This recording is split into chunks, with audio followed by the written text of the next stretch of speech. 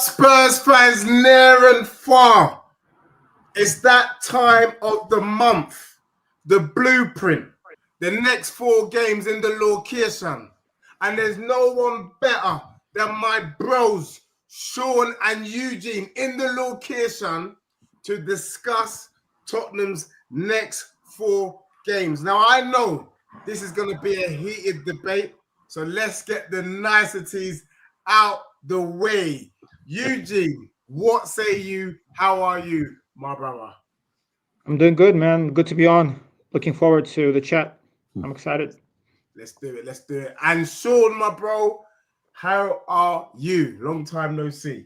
I'm doing fine, Deji. I was obviously watching the game that happened just down the road from me earlier with Rangers and Roma, my Italian team coming out on top as ever. Right. Mikey Moore acquitting himself quite well. But right? Yeah, so he did all right, yeah. And yeah, looking forward to the chat. Big up to everyone that's locked on. I know it's late evening, but thank you for being here. We got Arsenal Spartan TV in the building. I can't believe I said the word Arsenal. We got Asa in the building. We got the 4th official who's shaking his bum like a United fan. We got Busy Entertainment Coys, and then we got all these guys saying my club. Let's get into it, guys.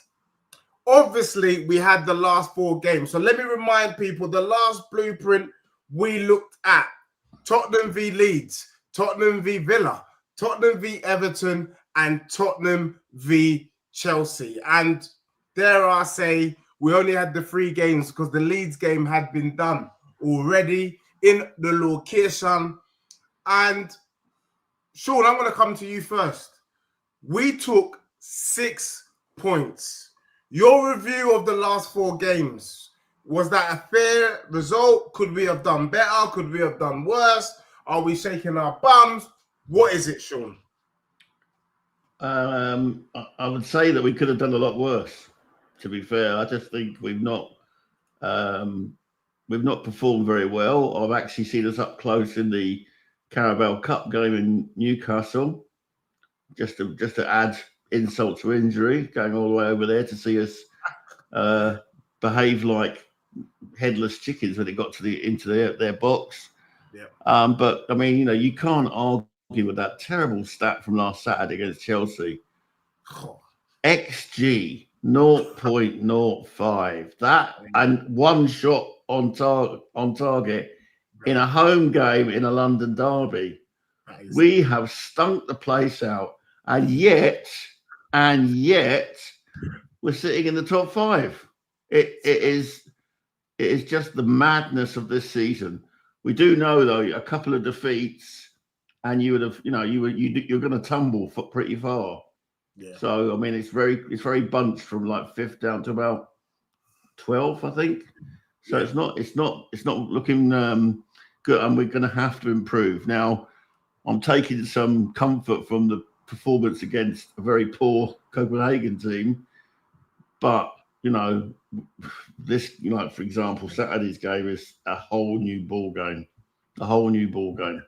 indeed. I mean, I'm not a mathematician, but I did the maths on that 0.05, and I worked out to get 0.05, all the players had to do was step on the pitch. Can you imagine that dustiness? You only have to step on the pitch to get 0.05. Sure, let me just give so the audience understand what we're talking about. You cannot get a worse XG. Provided you step on the pitch, you will get 0.05 or better.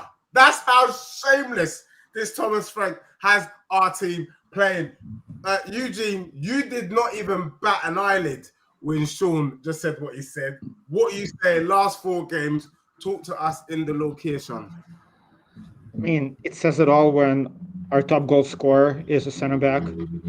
Our best passer is a center back.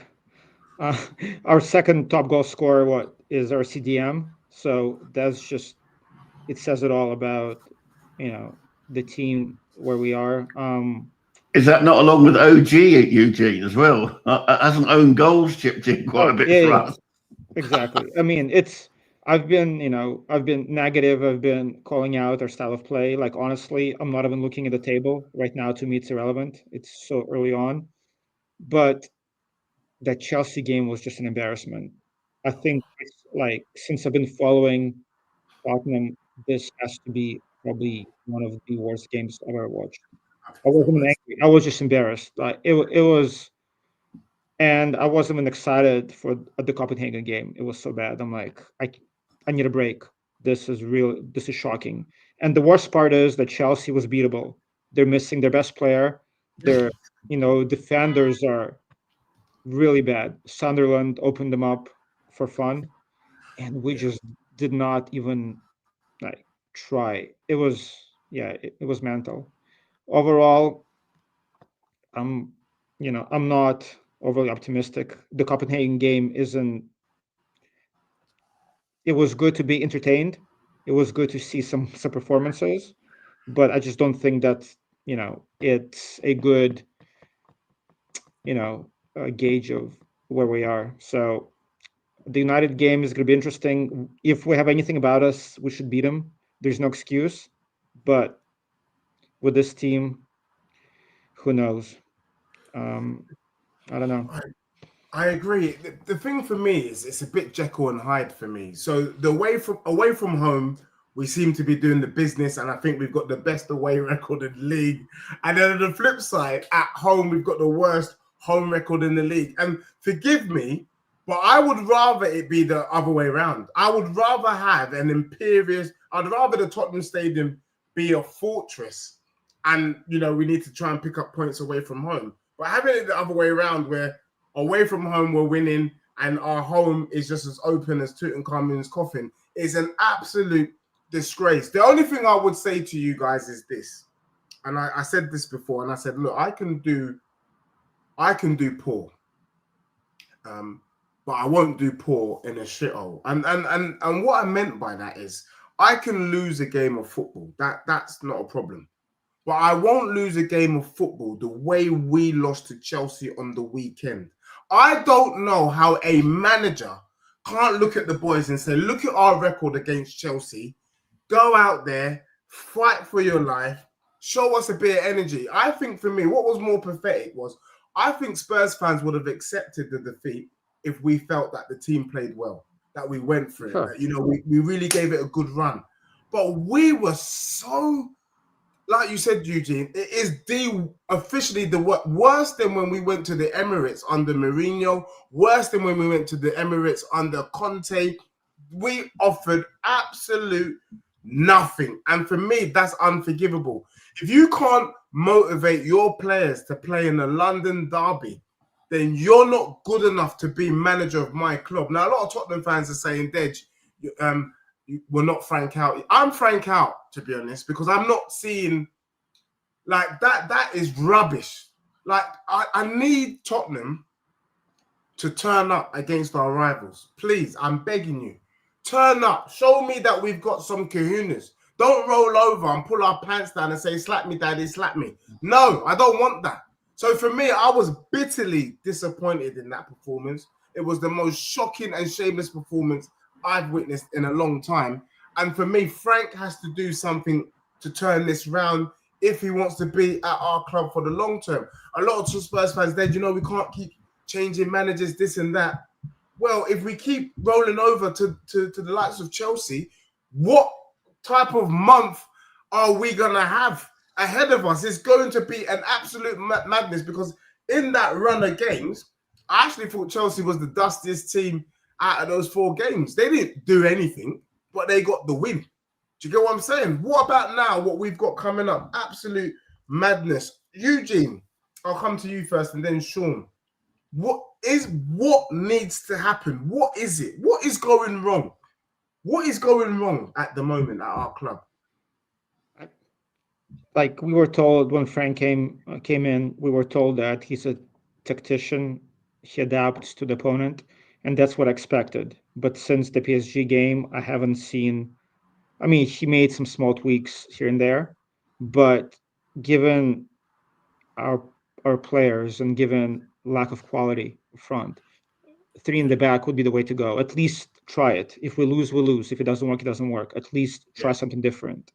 Setting up, my issue is that when you set up at home not to lose against, smaller teams or teams like Wolves or like Anyone. Villarreal, that's like I'm okay if we play some fossil football if we win.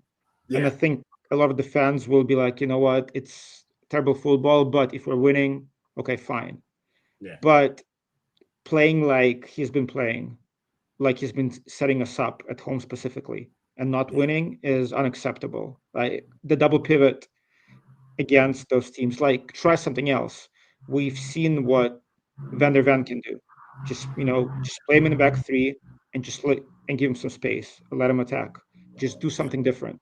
There is no excuse for us to keep doing the same thing. Obviously, our front three isn't good at all. So you need to adjust or to maximize our strengths and minimize our weaknesses. yeah, But it seems like he's still trying to figure things out. And again, for me, I would rather lose to Chelsea like we did last season or 2 seasons ago when we're down to 9 men. At least be brave. At least show me something that you care versus just going out with a whimper. And again, yeah, for me, we've been getting set piece goals and own goals away, which is good. Again, away, I'll take anything. I'll take, points any way we can get them. But at home, we're not a mid-table side. We're not Brentford. You cannot set us up not to lose, especially against teams that we should be able to beat. If we're yeah, playing Arsenal or Liverpool or City, okay, cool, but not mid-table teams.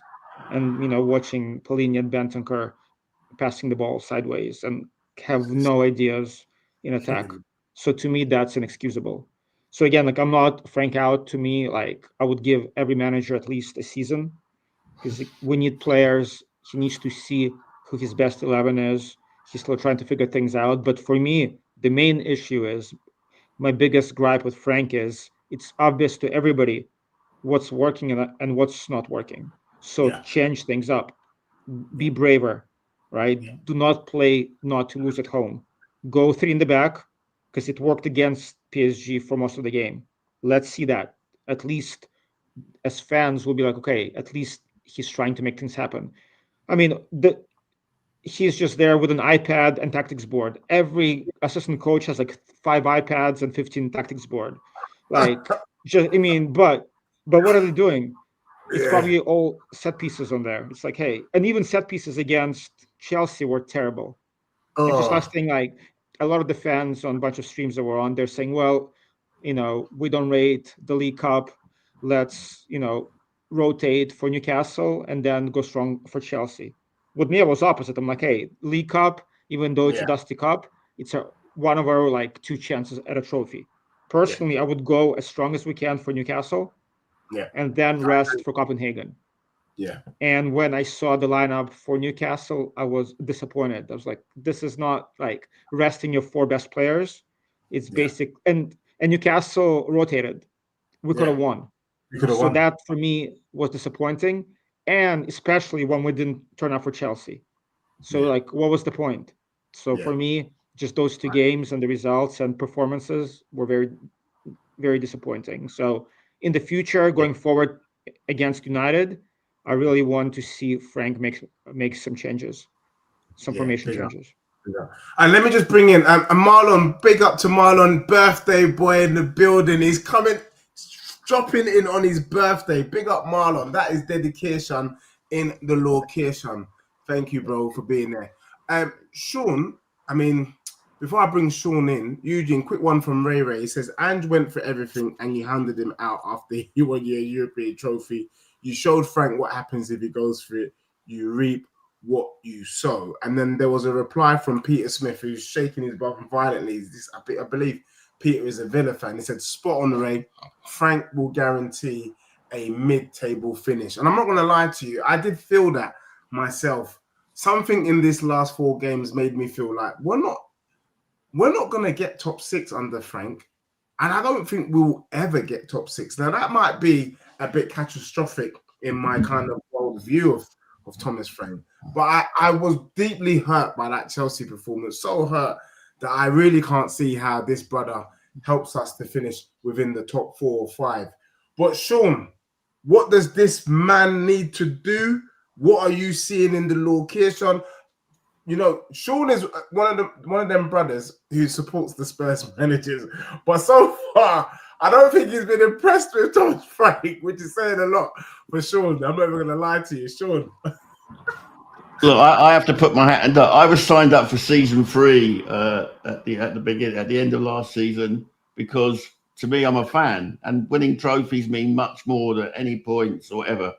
But what you've got is you've gone for a pragmatic, a reactive coach, and what he's done is he's looked at last season and he said he's overcorrected. He's basically said, "I'm not having 17, league defeats, because I'll be out on my ear."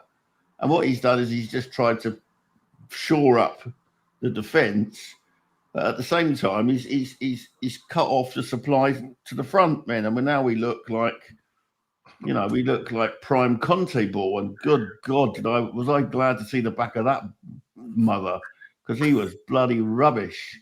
But anyway, yeah, I didn't have high hopes. I thought 8th would be the best we would get, which might get us into the Conference League. But, we ain't getting Europe. And then come next summer, when we're either in the Conference League or not even, God forbid, not in Europe at all, who's going to come to Spurs? Who's going to come to Spurs? So, this is so important in terms of recruitment, that we do better, that we win things. And we're failing on all fronts at the moment, and it's not good to watch. It's in fact it's more than not good. It's horrible to watch. And we seem to have regressed even from the Man City. If we were saying we're voting on what the best performances were, we'd probably say City away, Burnley at home, but it's got steadily worse since then. Bournemouth beat us, 1-0 going on 6. Villa comfortably dealt with us. Chelsea, they looked at us and they went, "Oh, yeah, set pieces. Or what we'll do, we'll leave a few players up the field, so they can't send all their big players up front to." And it just gave Sanchez, room just to go and collect the ball out of the air. Sorry, and Sean, they negated our only threat was a set piece long throw. Done. And that to me was just like Gary O'Neill taking apart Ange on that Monday Night Football. Okay. If you want to deal with Tottenham, deal with the deal with the set pieces, because they ain't got any other threat. Very true. You forgot about the Wolves game, Sean.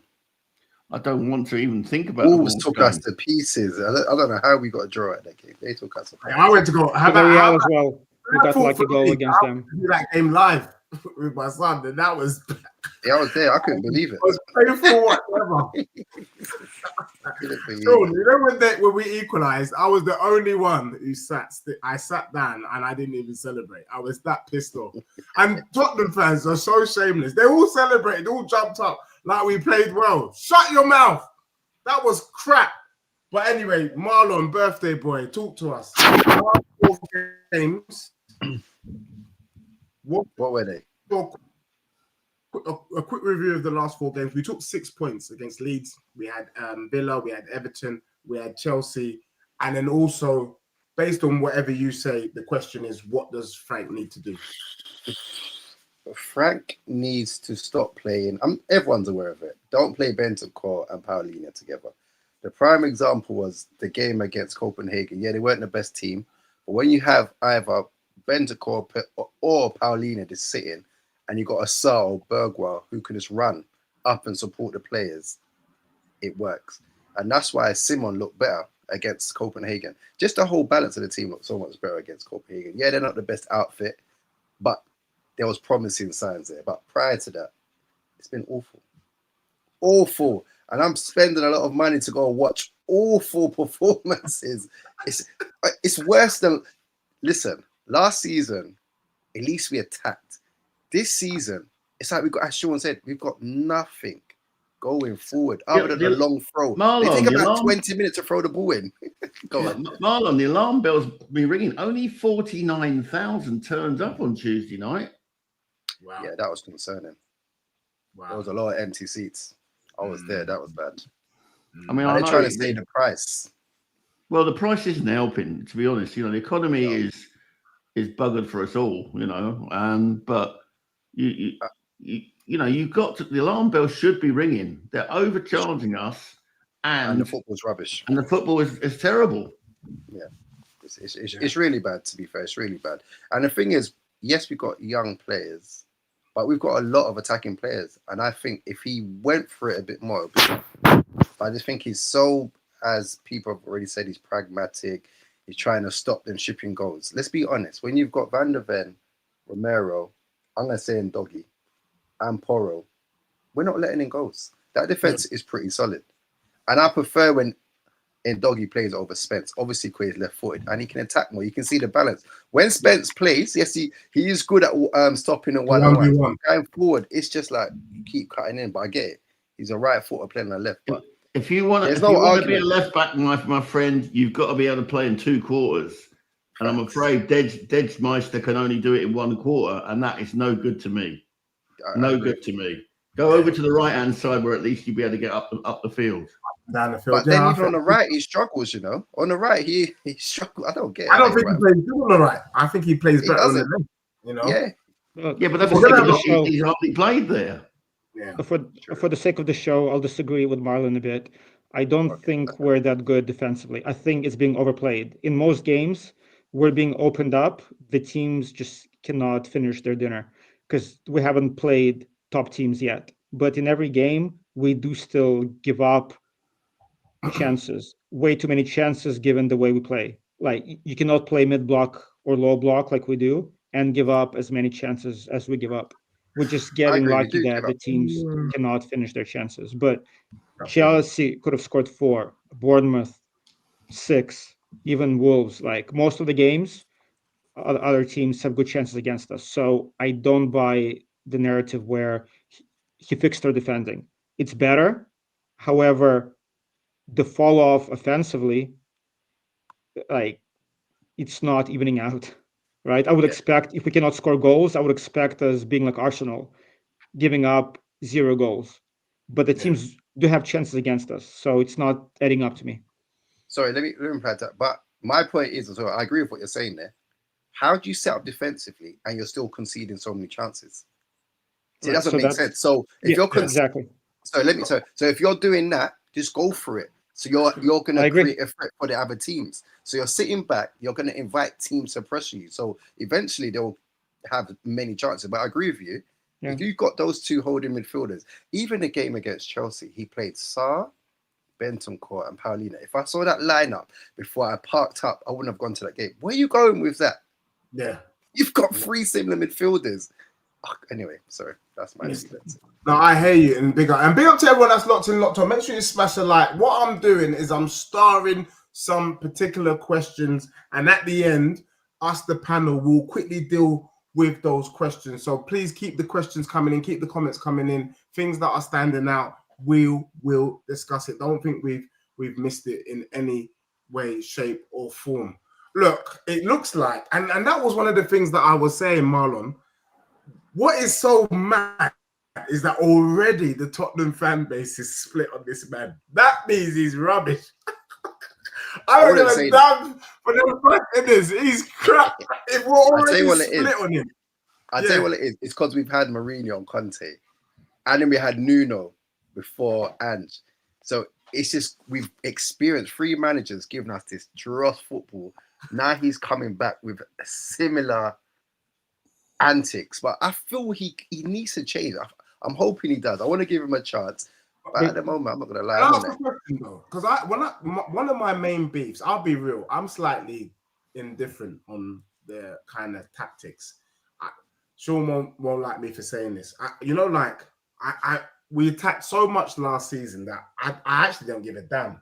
Like, I'm quite cool stinking at the place and getting the 3-0 like we did against Everton. But one of the issues I'm having is every time he sets us out, every game that we lost, if he just set us up right, we don't lose those games. Like for me, Aston Villa is a top 8 team. If you're going against top 8, you can't start Matthias Tell and Odibert. Like, what the hell was this brother thinking when he did that? Then the Newcastle I wouldn't game. agree with you. I wouldn't agree with you. I think they were right. You know, I think they done that game. They actually played all right. That Villa, to be honest, I was at the game. Villa had 2 chances and they scored their chances. To be fair, that weren't a bad game. This the Chelsea game peed me off. Bournemouth, I expected. Wolves was that's like Dr. Spurs, isn't it? And then there's another game. Anyway, but the Villa game we didn't play too bad. The Brighton game, we felt that we needed Xavi in the 10. Simmons played all right against Brighton. He started on the left-hand side, but as soon as he went in the 10, he did his thing. And there was an argument about whether Spence or Udogie should have started that game. Well, at least that's my argument there. But I look at how he sets us up, and it just seems a bit naff. But at the same, because for me, I'm calling for Richarlison on the left. People have said no, but that's Richarlison's best position. I don't think Richarlison can play 9. Maybe Mowane, Kudus on the right. And I think perhaps Sarr needs to play in the 10. I don't think Xavi Simmons should start a game for Spurs or even play until he's been to the gym for 3 months. I think he's too lightweight, not quick enough. Perhaps Sarr was number 10, did you? You say perhaps Sarr was number 10? Bro, you know, that's number where 10. he was. Bro, in the summer, pre-season, well as a and 10. at the beginning of the season, that's where he played. Yeah. What's he creating? He ain't creating nothing. So hold on. What I just despised against Chelsea, they done the same thing. But remember, Frank Ball's not about creating. Frank Ball's about stinking at the place and getting a result. The PSG game, we weren't creative. We almost got a result. City, we weren't creative. We got a result there. Burnley, we weren't creative. Got a result. What I'm saying is, if you're going to stink at the place, stink it out properly. Sarr was scoring goals. Sarr was scoring goals. At least he presses. But look, it's like, well, with Richarlison, you're right and wrong. He's best on the left, but on the left in Saudi Arabia, not in the Prem. So I want to see him on the left for Al Hilal, not for us. I've never, in my time watching Spurs, I've never despised on the footballing level player more than him.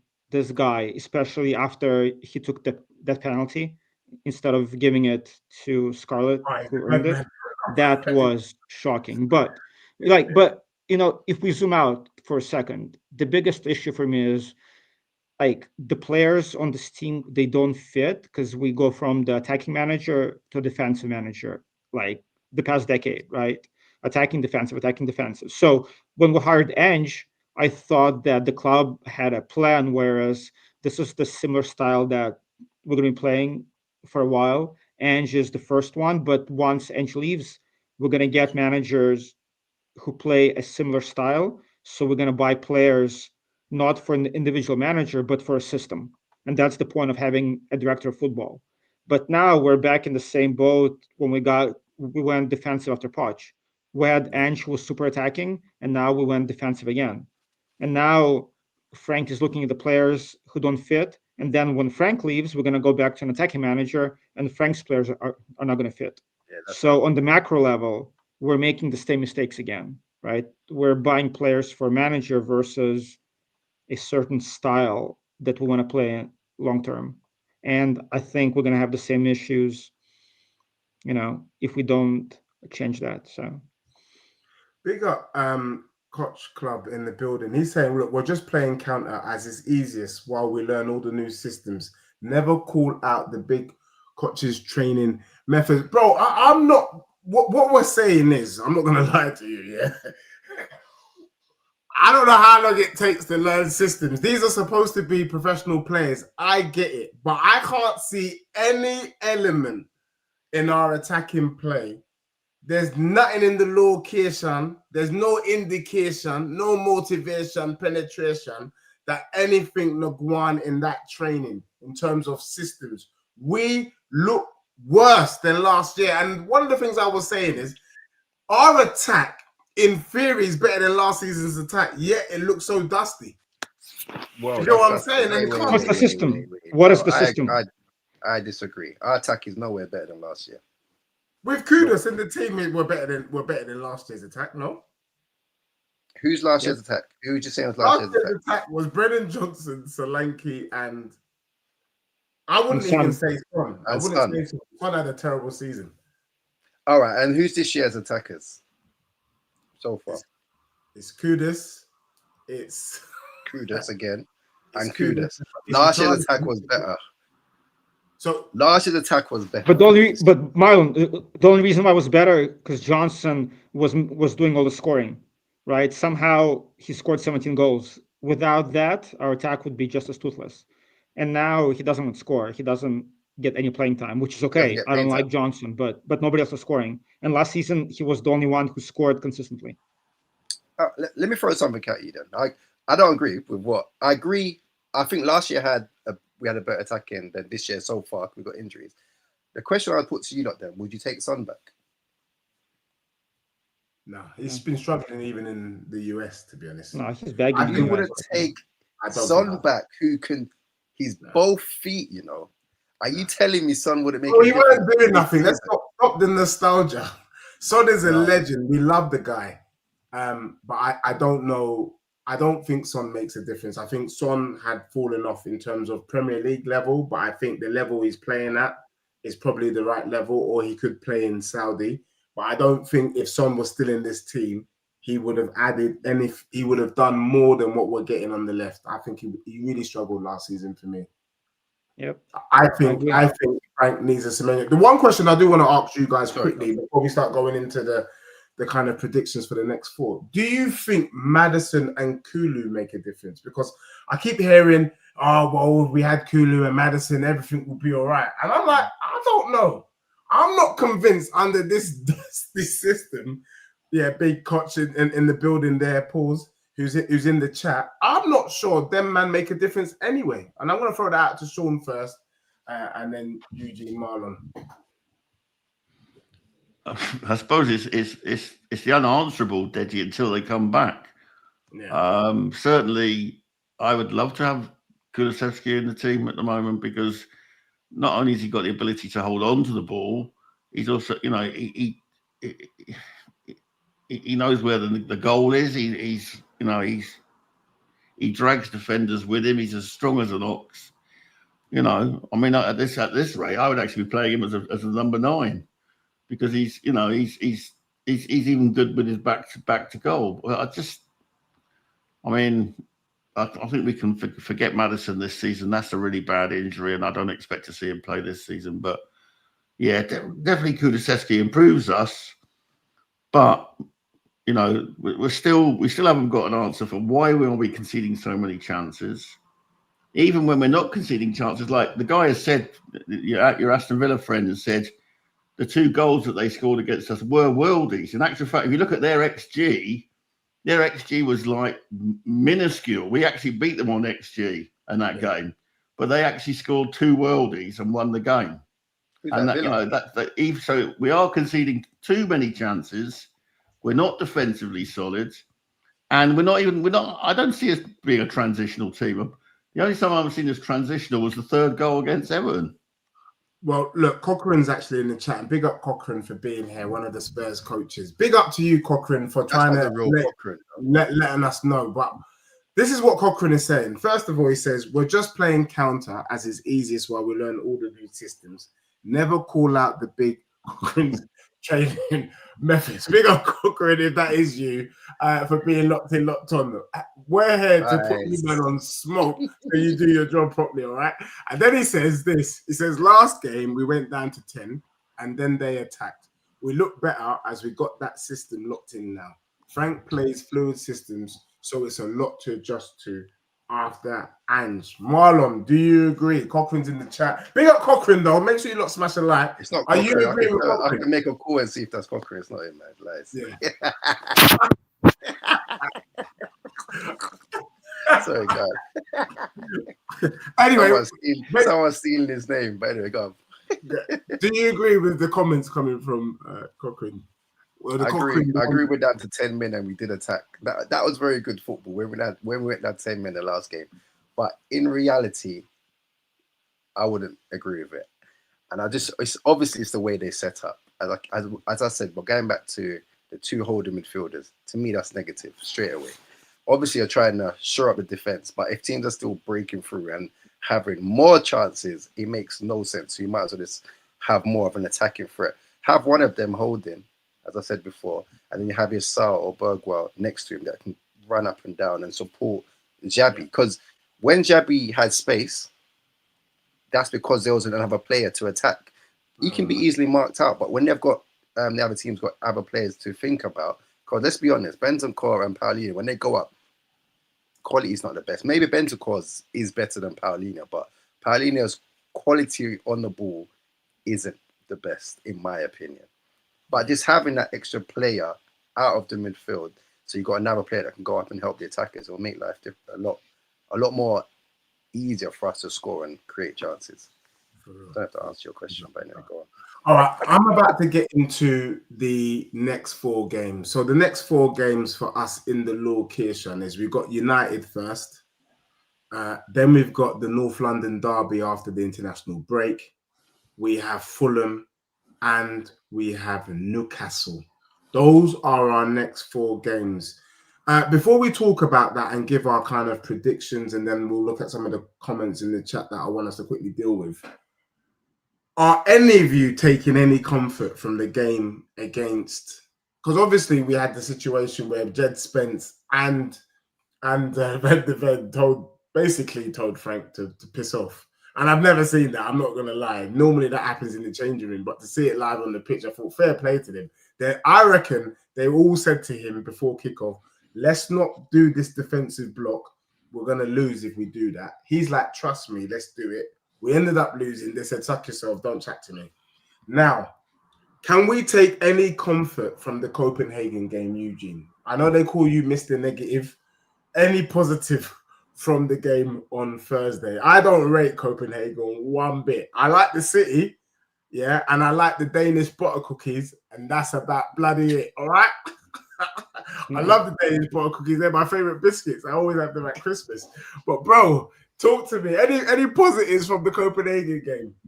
No, not for me. I mean, their keeper was, one of the worst performances I've seen in a long time.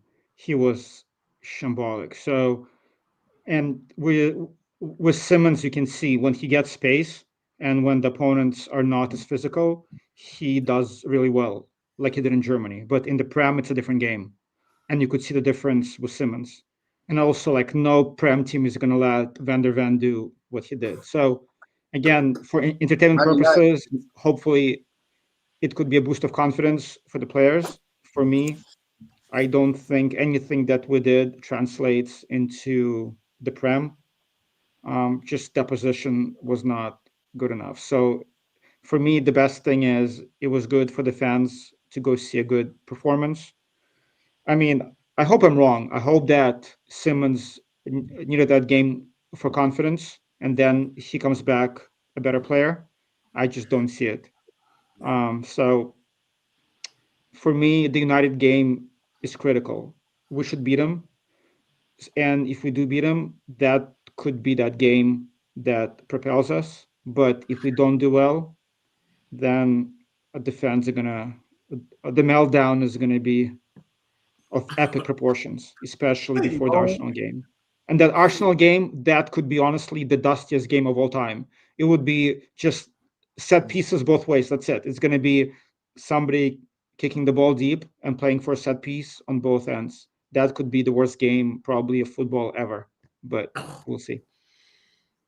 Marlon, you were interjecting before, and then I'm bringing in Sean. But any quick thoughts on Copenhagen before we do what we do, which is give our prediction in the location on the next 4 games? It was a good performance, but the opponents weren't the best. But as Eugene said, it was a confidence booster.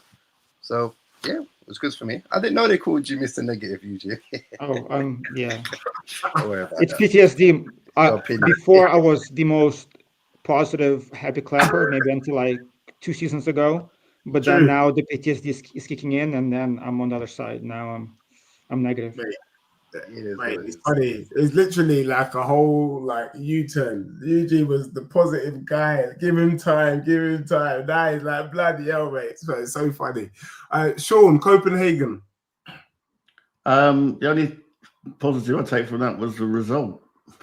A multi-goal win. Desperately what we needed. I do fear that people are going to think, he's going to make a big change in his lineup on Saturday, but I don't see it happening. And to be honest, I'm not absolutely certain that he should, because I think we face a rejuvenated Man United who have had a week off to prepare, who don't have the distraction of Europe, and have got a bit of a headwind because they've beaten Liverpool at Liverpool. They're playing better. They're on a good run.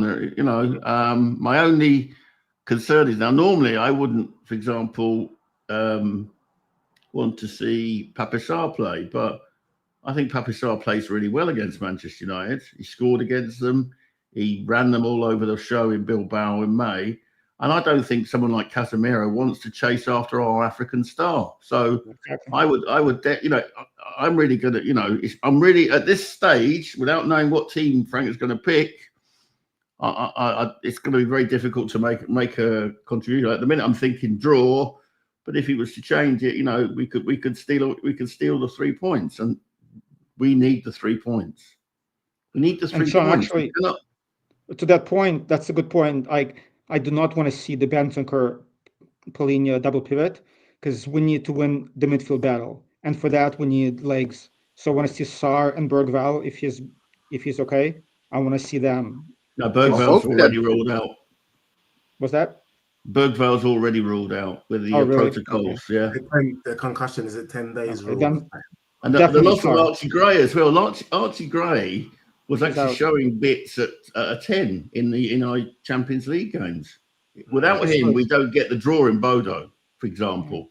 Yeah. And we're scuppered because he's out for 8 weeks. I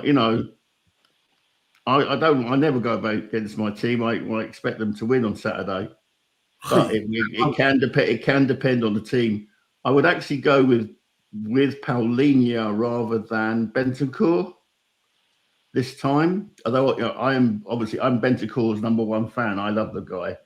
I just think he's a class act. But I would go with Paulinho and Sarr. And Simmons, I think, to try and at least cause some problems. The issue is Paulinho's distribution ain't the best. It's not the best. That's why you need Simmons. Yeah. He needs to come deep. He needs to do what Maddison does, which is come and sometimes take the ball off the back four. Yeah, but he's too he was getting bodied off the ball so easily. I was like, he needs some steroids. He needs to bulk up.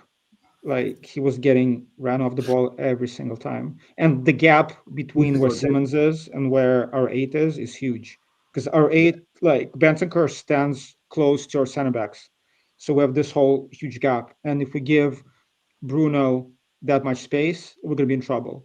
We need legs in the midfield to make, as you said, Sean, to make Casemiro and Bruno chase us. Otherwise, if we give them space, they're going to kill us. For real. Man United are going to be a threat. I'm being serious. I'm worried. I think Man United, I did a show earlier with Cass called Are We Back? And it was is Spurs back? Is United back? They look like I'm a lot. There's a couple of things going on in my head. So I feel like Man United under Amorim, they are cooking, So I take Sean's point. They look a lot more resilient than they were this time last season. We're not playing the same United as last year. However, I do feel personally, and this could just be my heart here more than my head.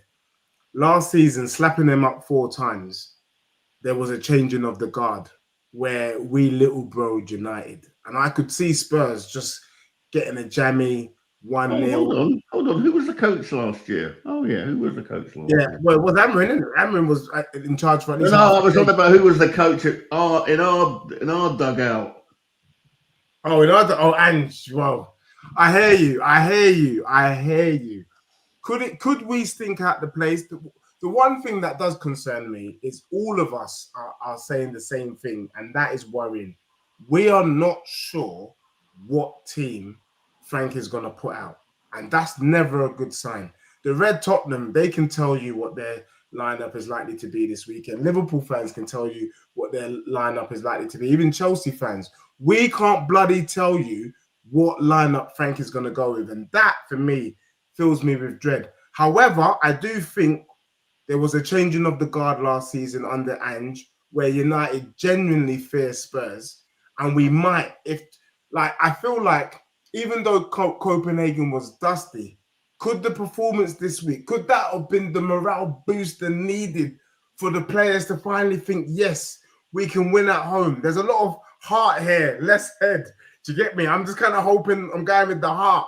So I'm going to go with Spurs to beat United 1-0 because I think their attack is dusted and come in. I'm not going to lie. I think Sesko is rubbish. And the two brothers that we need to stop is Mbeumo and Cunha. If we can stop them two brothers, I don't see United scoring. And then winger. Yeah, is it the what's the name? Oh, Diallo. Baller. Yeah, he's a baller. I'm not gonna lie. He was with Kulusevski, wasn't he, Diallo? Yeah. So I'm gonna go 1-0 Spurs on United. Feel free to jump in, lads. I'm gonna go 2-1 Spurs. Yeah, 2-1 sounds good. Well, I have no idea how we're gonna score the 2 goals, but in my mind that sounds own goals. 2 own goals. Harry Maguire. But like honestly, I would sit Poirot. I would play Spence to mark Mbeumo because Poirot for me has been the biggest disappointment this season. We all know defensively he's not good, but in attack his passing has been on point. Yeah, the problem is Mbeumo plays on the right. Yeah. What's that? He plays on their right, so it's the left back that's got to deal with him. Oh yeah, that's right. So Mbeumo, yeah. So Cunha, yeah. So I would go Spence and Udogie, and let Poirot get some rest because he hasn't been looking good at all. The brother looks knackered, and is it any wonder he played like 95% of our games last year? Yeah, for real. So we're going with Ted Spence to start and Udogie. Marlon, so we've heard 2-1 from Sean, 2-1 from Eugene, 1-0 from me. You haven't given us a prediction for the United game. I just want to win, but I'm not going to be there. Hopefully, I'm the jinx. So hopefully, my nephew can bring some good luck and make them win. I just want to win by any means. But yeah, 1-0 header. Yeah, but saying you're saying Spence over Porro. The only reason I wouldn't say Spence over Porro is because when Porro doesn't play, you notice a difference in his delivery. He can find a pass. I know he hasn't been the best this year, but what he can do with the ball is way better than what Spence can do. No matter, Spence can defend, but when it's talking about finding that key pass, Porro can find it. And I think he's building up a bit of a, let's say, a link with, no, where's Scrooge play on the left or right? I'm getting all confused. Scrooge plays on the right. He plays on the right, yeah, so that's our fault. He's been playing him on the left, that waste man, but go on. No, he hasn't. He's been playing him on the right, hasn't he? Yeah, he's been playing him on the right, but there's a couple of times he shifted man to the left and I didn't like it. But I think Porro and Kudos, to me, they're building up a good little connection there, and I think it could work. Porro has been. No, he hasn't been a great. I agree. Even the crosses aren't there anymore. Even like the set pieces, the corners, he's been. I don't know what happened to him, but he's just been off. You know, I've noticed that set piece he put out of play in France. Oh my God! I tell you what it is. What I've noticed. I know people might not agree. When Ange was there, Ange had a certain style of play. He might not have pulled it off all the time, but at least you could see something. I think with Frank so far, it's like these don't know what they're doing. Sometimes it's clearing it, they're playing it long. There's so much long balls. Sometimes I'm like, what the fuck? Oops, sorry. What am I watching? Am I watching my Sunday League team? It's mad. But I think there's more, as I said, more with Ange. There was more, you could see what they were trying to do. With Frank now, it's just, to me with Frank, it's just like anyone just do what you want. Yeah. Mm-hmm. The only positive that I will say though, and someone in the comments wrote here that Amarin won't respect Frank, and that's Gunner. Big up Gunner 9683.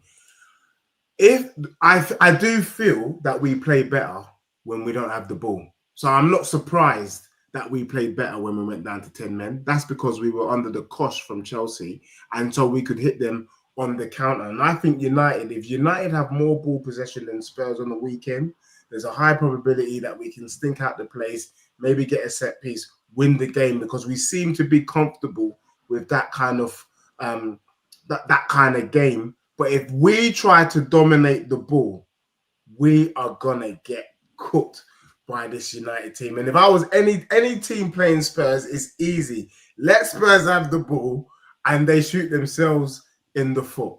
Do you get what I'm saying? I don't know. The pressing is what kills us. If we get pressed, we fall apart. Like on the counter, but like I feel like Johnson is our only player who would thrive to play the counter attacking style. I don't think we actually do well or have the pieces to play on the counter. So I'm not sure if that's going to work if Johnson's on the bench, because otherwise we just don't have pace or much pace. It's going to sound crazy. I would start that team that beat Copenhagen. Huh? Hell no. Hell no. Van der Ven at the 9. That's what I would do. I would play Van der Ven. He can finish better than our strikers. His stack is better than our strikers' stack. I would start that team. And if it didn't work after halftime, I'd make some changes. I would start that team. That team that played Copenhagen. That's my team is dead, bro. Mate, we got problems.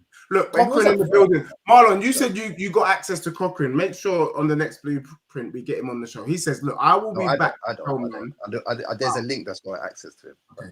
He says, I'll be back to tell man how I said about the counter being part 1.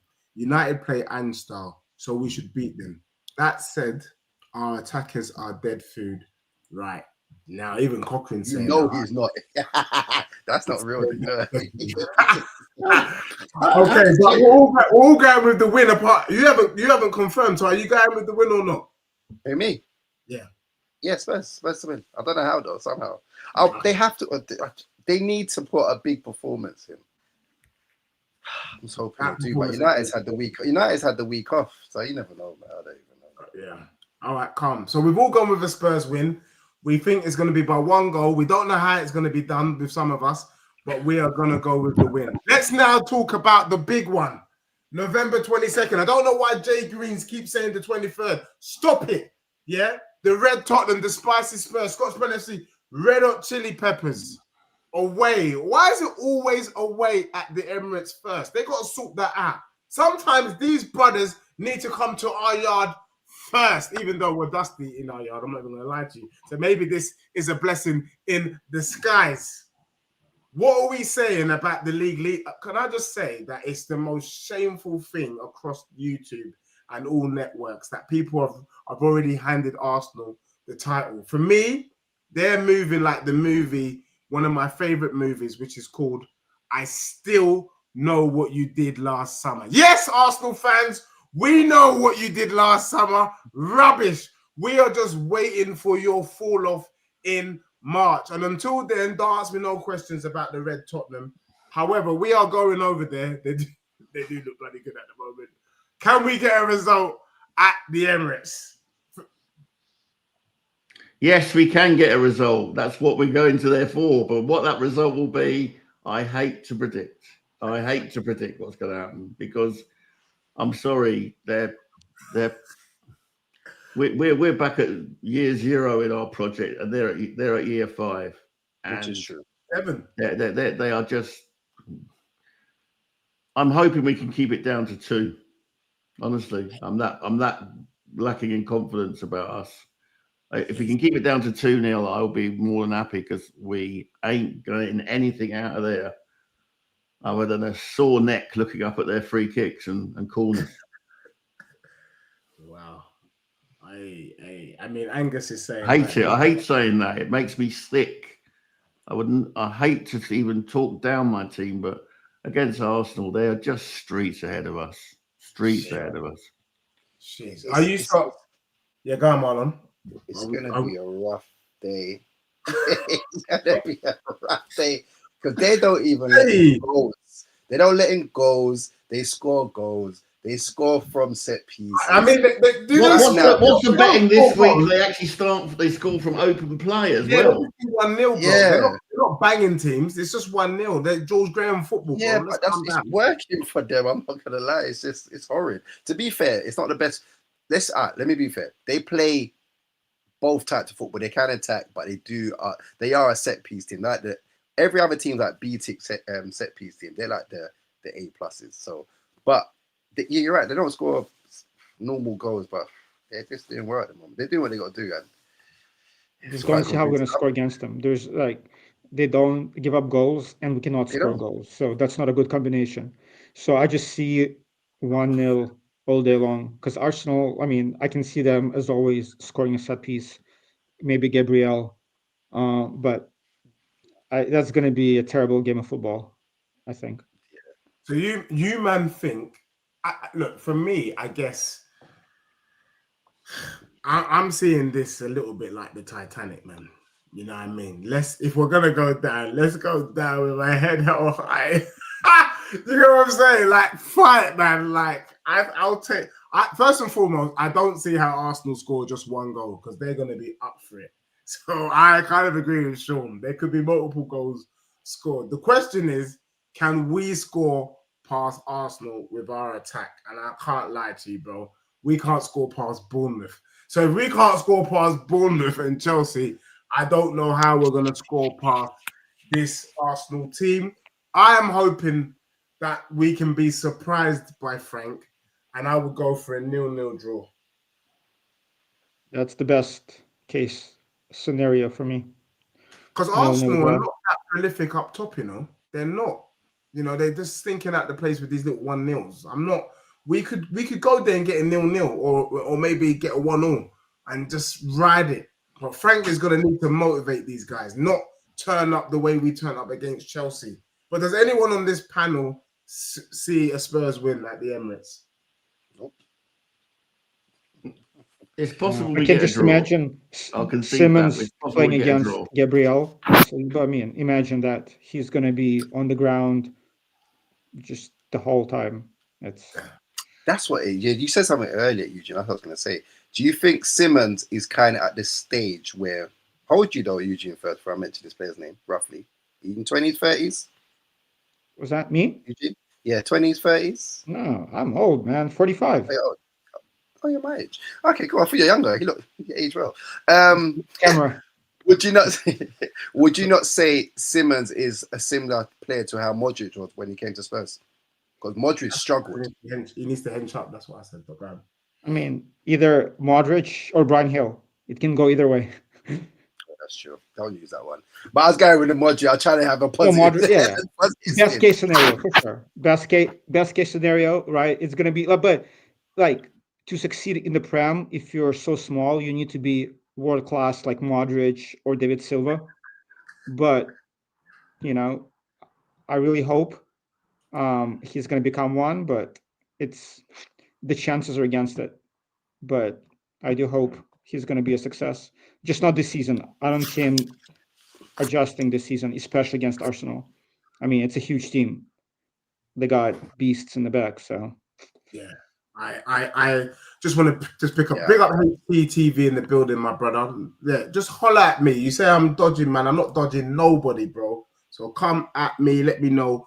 Pause. Cochrane, I'm liking the comments. He's saying here he reckons maybe Richie will do something. The one thing I know about these Brazilian brothers, they never do the shithousery on themselves, if that makes sense. So I hear you about maybe Richarlison could rattle Gabriel, but I very much doubt it. Them men are too polite with each other, man.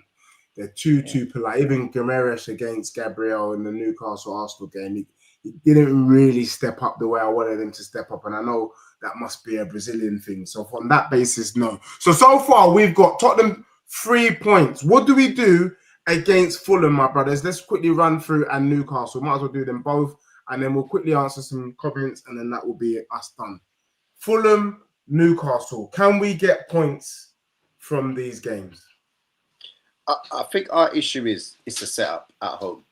If we set up how we've been setting up at home against Fulham, Fulham will be us. And they shouldn't be us, but they could be us. Newcastle, I just want us to go there and smash them, because that team just seems to think they can just bully us. Was it Joe Linton? I swear, I'd love to play football against him. I just get sent off deliberately because he just thinks he can bully players and get away with the most dirtiest challenges. Oh.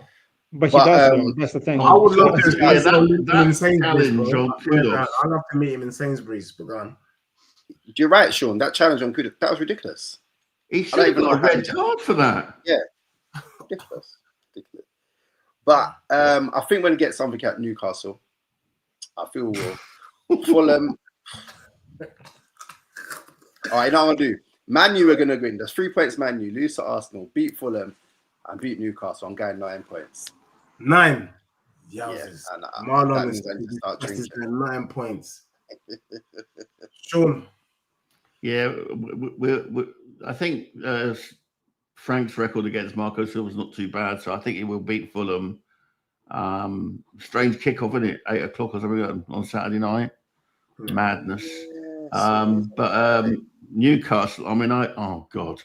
I want you to picture this, right? There's me, hobbling old Sean with a dodgy heart, getting down from the bloody balcony at St James's Park after that Carabao Cup game. I'm there on my own, waiting for my mates to come and get me. 200 Geordies running past me going, Tottenham Hotspur, it happened again. Fucking hell. I don't want anyone to have to go through that again. That was shocking. Shocking. We have such a lack of composure in the box.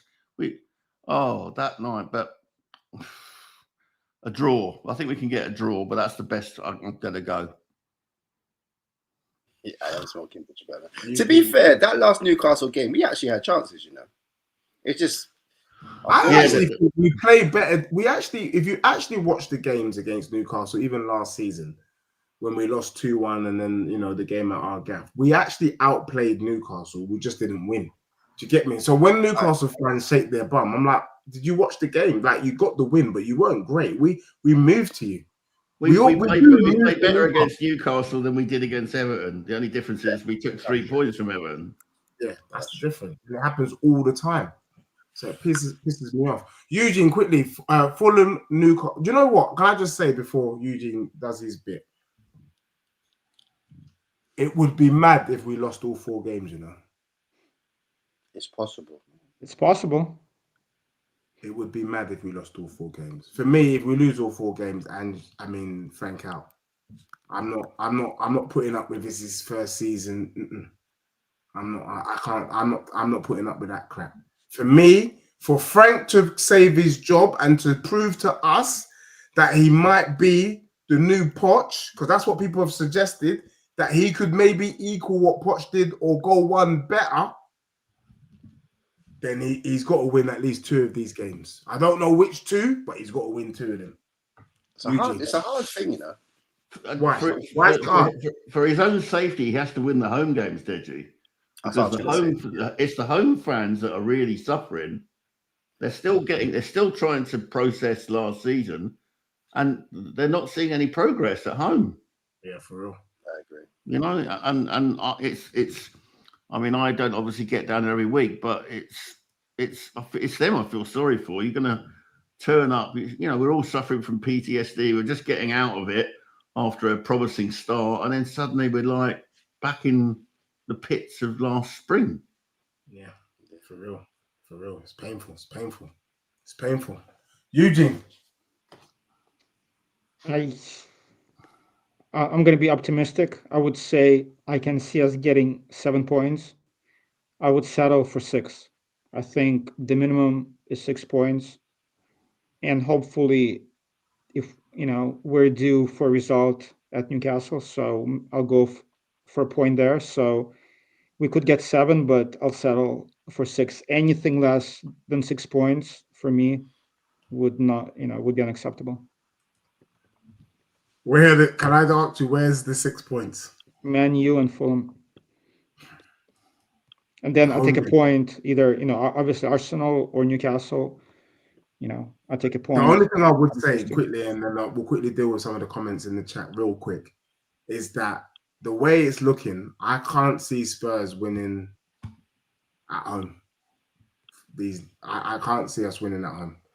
We're more likely to win away from home. That's what the season has shown us so far, and I don't think we will depart too far from that. So I hear you, but you're asking for us to do what we've only done once this season, which is to win a Premier League game at home. Do you know what that basically tells you that's the setup. The setup's a problem. And you know what, Mark, I think maybe again I'm going to be positive and optimistic, but maybe the loss to Chelsea was a blessing in disguise because maybe that woke Frank up to say, hey, no more of this nonsense at home. Because like if we would have gotten a result, like a point, I don't think anything would have changed. But we got battered. So maybe I'm hoping that was a wake-up call and that was a message to Frank that home fans are not going to stand for that. So I'm hoping he's going to change his ways. So Fair. we'll see. I hope it was a wake-up call.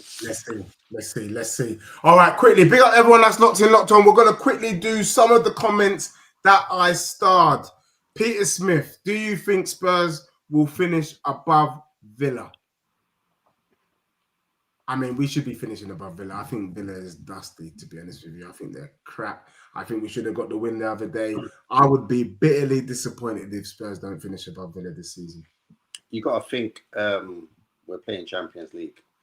Do we have a squad that basically can put out two teams twice a week, if you get what I mean? We ain't got an Arsenal squad, so being above Villa is going to be tricky because Villa's not going to put out the best squad in the Europa League. So I don't know. We just got to spend big in Jan.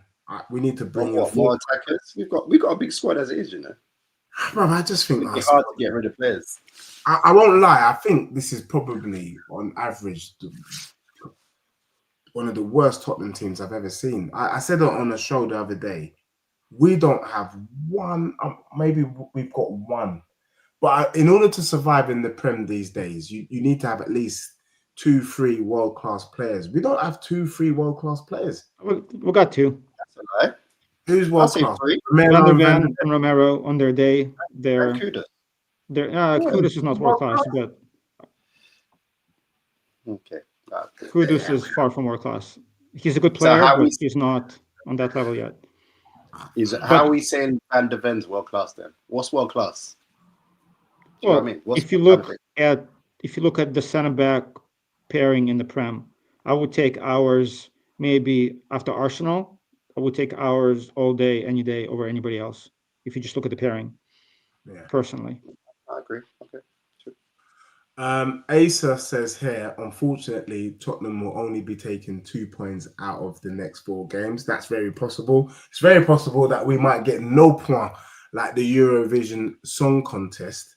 Then the comment here, the medical team and the ball boys had the same XG as Tottenham again. Very funny. Thank you, Music Vids 1909. And then we need levity. Tom King said this while we were talking about Frank. He said his tactics is to dare is not to lose. That's true. He sets up not to lose. Yeah. But we are losing. Yeah, but we're losing though. That's the problem, isn't it? Do you know what I mean? We are losing. So he needs to kind of sort that out. I said this, though. Peter Smith, Villa fan, says, spot on, Frank will guarantee a mid-table finish. I said, based on what I've seen so far, does anyone think under Frank we could finish higher than 6th in any season? Yeah. You know what? I think 6 is his ceiling. I don't think I don't care season 2, season 3, season 4, season 5. I don't think we could be top 6 or top 4 with Frank in charge. Deji, that depends on recruitment, though. And my problem is that are we recruiting thinking about the long term? We've got a massive issue with no homegrown players.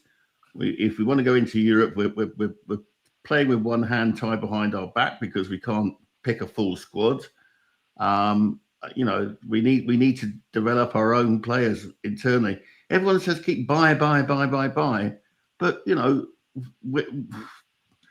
the only thing that's ever worked for us is when Pochettino bombed out the Soldados and Adebayors and brought through the Townsends, the Bentalebs, Kane and what have you. We're going to have to look at our academy soon because one, the players are not going to hang around forever. For real. and we need it in order to have any kind of chance in European competitions down the line. This preoccupation with buying players, it leaves us with a lopsided squad all the bloody time. And I think, its recruitment is at the heart of why we're struggling. Our squad is so mismanaged, so lopsided. You know what this is also, Sean? I think it's not even on Frank per se. If you look at all our managers in the past decade, none of our managers, maybe bar Poch, can compete on multiple fronts. As you saw with Ange, right? He finished 5th with 1 game a week, and last season we all know what happened. I think with Frank, to be fair, he also Europe, got to the semi-final of the Carabao Cup last year. Right, because he said, "Forget the league. I'm going to focus on the cups." Right. So if Frank played 2 1 out game of a 4 week, ain't bad.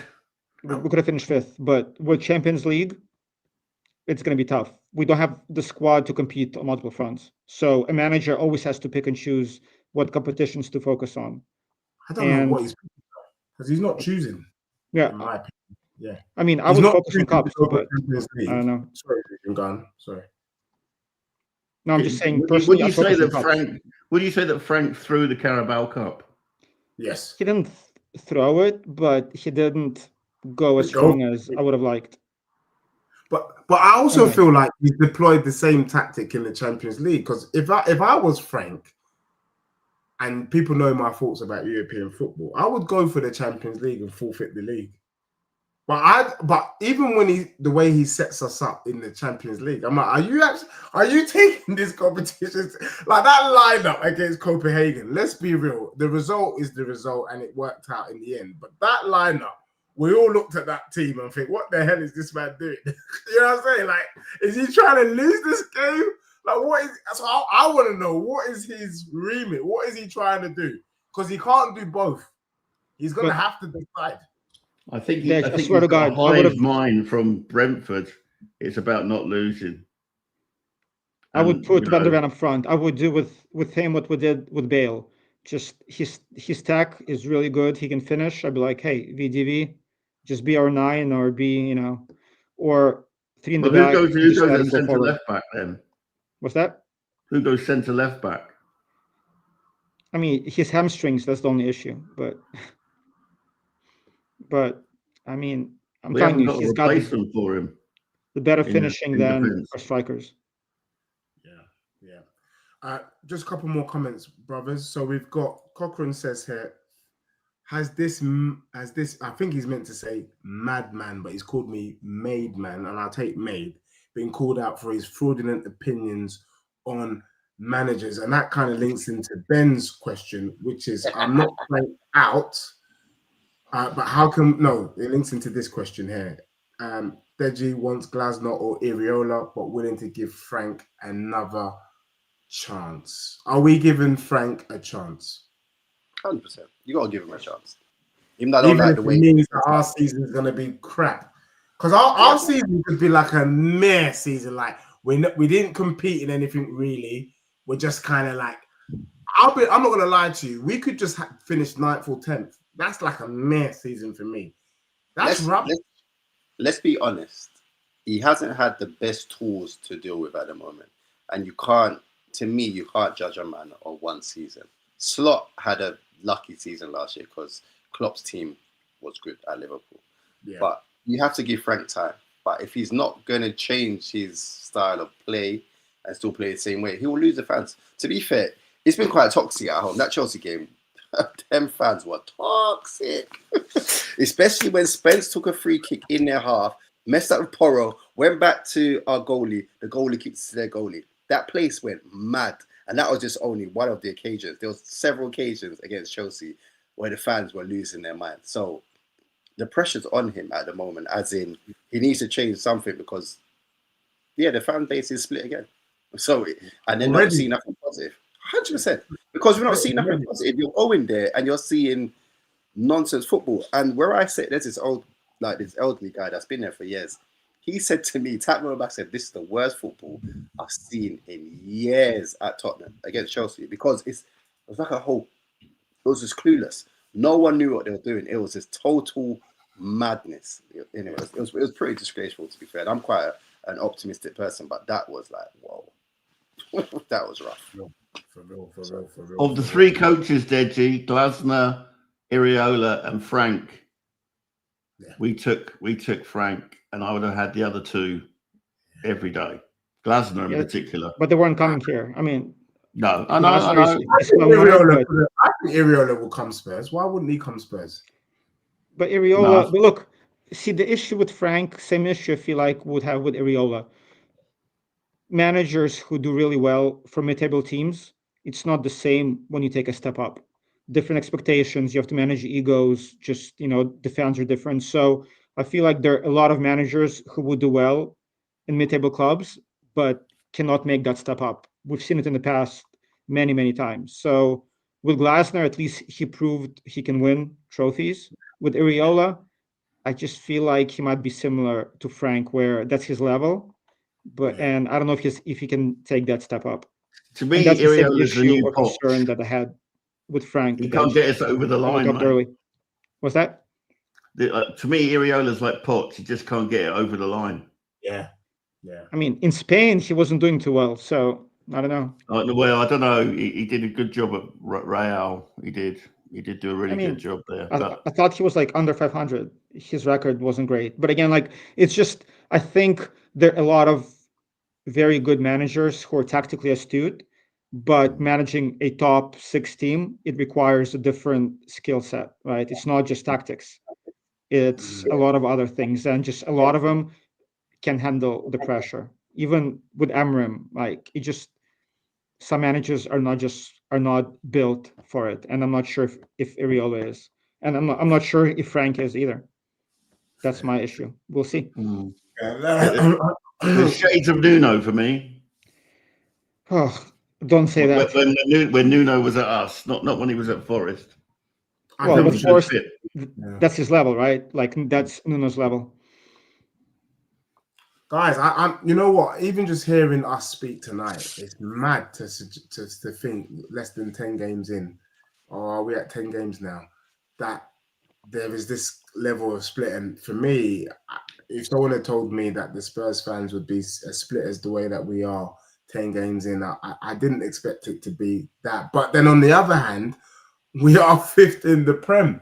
But we are looking past it. But the performances are shocking. If the performances were good and we were losing, I think fans would be all right. We've tried. Don't go into games not trying and setting up not to lose, or setting up not to concede so many chances, but then you're conceding chances, then losing. It doesn't work that way. You've got, how much fans even saying now. For us and sexuals, as we were called, lots of promises were made to us in the summer when they appointed this brother. Lots of promises. He's adaptable. He can play attacking football. As the season's worn on, I'm not seeing it, brother. I'm not seeing it, and I think we'll see. I'm not asking for him to be gone. I want him to get the season, and we'll see where we are next summer. But if we haven't made significance in, we need to be in the top fold of the Premier League. I want to go deep in the FA Cup, the Champions League. Forget it. To be honest, I'm looking at that. We've got to play 2 playoff games. And in between that, we've got the North London derby at our place. For God's sake, you know what I mean? That's if we don't make top 8. Yeah, well, we ain't. I don't know. We will. We're not making top 8. I don't think we're gonna make. No, I don't think. Look, I like Jordan's comment here. The Frank Edders were telling us he's 3rd. Then he went to 4th. Then he went to 5th. Now we're 6th. We're literally dropping, bro. We're 6th in the league. We're 6th, man. In the Premier League. Yeah, bro, we're dropping hard. That's how you know. That's how. Yeah, but 2 points separate 4th and 11th, so it doesn't. It's. For once, the eye test and the stats marry. We are there under false pretenses. Yeah. And you know what? I'm not even excited for the first time in a while. I'm not even looking forward to games. I'm not excited. The Copenhagen game, I'll watch it, but it's becoming a bit like a chore for me. It's I know I'm gonna watch it, but I'm not as excited as I should be, or as I've been in the past. It's I get more fun watching the brother there in the top left-hand corner talking his way through a game than actually Oh, for watching sure. the game Bro, itself. I don't even watch the game. I'm too busy in the chat. I'm not looking at the chat. I don't even watch it. The only thing I would say though, is there a point? Because for me, I see our club as a top four, and if you don't get top four, for me, it's not good enough. Some people say that your standards are too high. You're not realistic. But if we all think we're not going to finish top 6 under this manager, maybe not even top 8, aren't we just wasting our time? Why are we giving him the season? No, top 6 is doable, I think. I said 5th to 7th. I think top 6 is doable. And it's not about us, it's about the other teams who have not been impressive. Villa is not looking good, Newcastle not looking great, Man U is dusty. I feel like just given how, the parity in the league, I feel like 6 is doable if we get a couple of players in January. If we do, then 6 is doable. Otherwise, it's gonna be tough. Don't underestimate United. Remember, they haven't got Europe, and they're out of the Carling Cup. They're going to have less games to play. Grimsby, for God's sake. Yeah, but their players, I don't rate their players. Yeah, no, but that's why United are looking good now. They're spending more time on the training ground. They're going to be more fresh than most of these teams. Let's not be surprised if they make top 4. But sorry, I think they can make top 6. I think United make top 6. Sorry, not top 4. Yeah, maybe top 6. Sorry, Eugene, you just made me look at the league. You're right. Villa are 15th and they're 11th, and we're 17th. We could drop that. Then you will see the fans go mad. But look at their results, Marlon. They're on the up. We're on the down. I know, but that's what I'm saying. Like one win for them, they're above us. We could drop pretty far. God, that's why looking at the table right now, it's way too early. The performances is what matters, and it's scary. It's scary. It's actually scary. The more you deep it, the more actually it's quite worrying. We could be. Until you said that, we could be back where we were last year quite quickly. Yeah, that would be funny. That would be hilarious. Like, I hope it doesn't happen. But oh man, if we're like in the bottom, it's gonna be the meltdown. I mean, the content, Dej is gonna be gold for you. I mean, it'll be. I'll have a. I will. I swear, Dan, Thomas Frank. I swear, if you flop this for my club, I will shoot a music video so you can lose your job. I swear, Dan. He had so much goodwill. We won a trophy. He talks a nice game. Blah blah blah. But my God, the sad thing is, I'm more invested in West Ham games and Forest games, just hoping that they lose, than our games. Like seeing West Ham being relegated is like my number one, guilty pleasure right now. That's my friend Tom. He it's Forest and West Ham he's watching just to see them struggle. Exactly. It's pretty sad. I do the same thing. I watch those two teams. That's how you know it's got drastic. It's like I'm not interested. Not that I'm not interested in Spurs, but it's just like it's not a good watch. So I'm looking what other teams are doing worse and getting my little joy that way. So that's pretty sad that we're doing. It's just boring to watch. And like as a fan, again, like we all want to win, but ultimately we want to be entertained. And right, that's kind of the weekend we rest, we want to get some entertainment, see some good football. And when we watch low block madness, it's like, what are we doing? I have to wake up like at 4 a.m. to watch this. Like, nah, there's no way I'm doing it. It's not gonna happen. You gotta wake up 4 a.m. for this. Yeah, those games. Yeah. So I'm like, nah, I'll just watch it on replay with my son because I'm not waking up again to watch this play.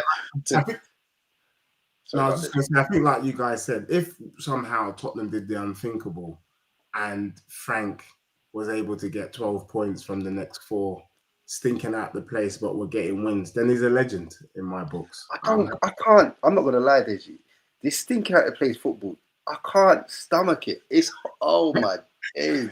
Even if we're winning, but no, I still can't. I can't. It's like that's just me anyway. That's just me anyway. Go back to the dog days of Conte, Deji. You hated it. No, I did. I'm not if we're like Arsenal and we're gonna be like, okay, we want to win the league, we're that good. I'll be like, you know what? Fine, let's play for set pieces and stink out the gaff to win the league. However, we're not winning anything. So if we're not winning anything, at least I want to see some good football. You can't have both. You can't not win and play bad football. I hope Frank is watching this. Thomas Frank, if you're watching this, the Spurs faithful are saying, we will get behind you if you can just play ball. You know the thing that's pissing me, you know the thing that did, just lastly, I looked at the Brentford manager and I went, should we have got him instead? Because Brentford actually plays some good football under that mad No, man. not really. No, they're not. No, they're not good to watch. They're not good to watch. Don't get it twisted. They're not good to watch. Fine. What team's good to watch? Bournemouth.